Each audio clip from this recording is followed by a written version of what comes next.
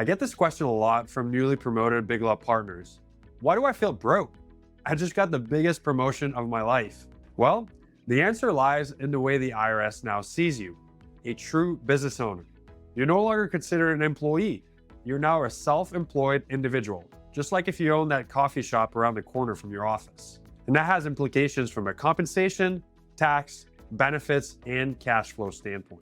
If you're new to the channel, I'm Joel. I'm your Big Law money guide. I'm married to a former Big Law attorney, and I've educated hundreds of attorneys on the topics of personal finance. So hit that subscribe button if you want to make smarter financial decisions. All right, let me show you what I mean. So why do newly promoted Big Law partners feel broke in the first couple years after the transition? Well, there are a variety of factors. The first one is quarterly estimated tax payments. So as an associate, taxes were withheld from your paycheck and remitted to the IRS on your behalf. Now, as a partner, taxes are no longer withheld, and it's your responsibility to remit your taxes to the IRS each quarter. So that means that you have to keep a portion of each paycheck to send to the IRS at a later time. You also have to deal with the self-employment tax. So as an associate, you are paying half of the Social Security and Medicare tax. Now, as a self-employed individual, you're technically the business owner, so you have to pay both the employee and the employer side of the Social Security and Medicare tax. That's called a self-employment tax, and it raises your tax liability.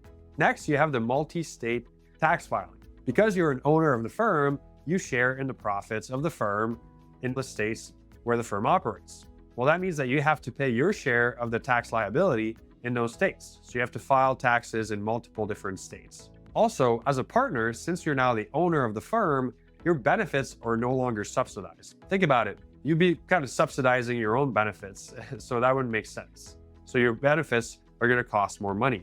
And lastly, you have the mandatory profit sharing and cash balance plan contributions. You can expect an additional between $60,000 and $70,000 per year that you have to put in to those retirement accounts. So to show you the impact that these changes can have on your take-home pay, I put together a comparison between a senior associate and a junior partner take-home pay if you factor in all of those changes.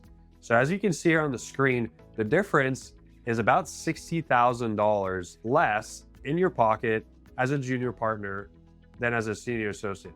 And that's even after getting a $15,000 raise as a result of the promotion. So no wonder why some partners feel broke after transitioning to partner. By the way, if you want to dive deeper into these changes, you can sign up for my free partnership transition course by going to the link in my bio.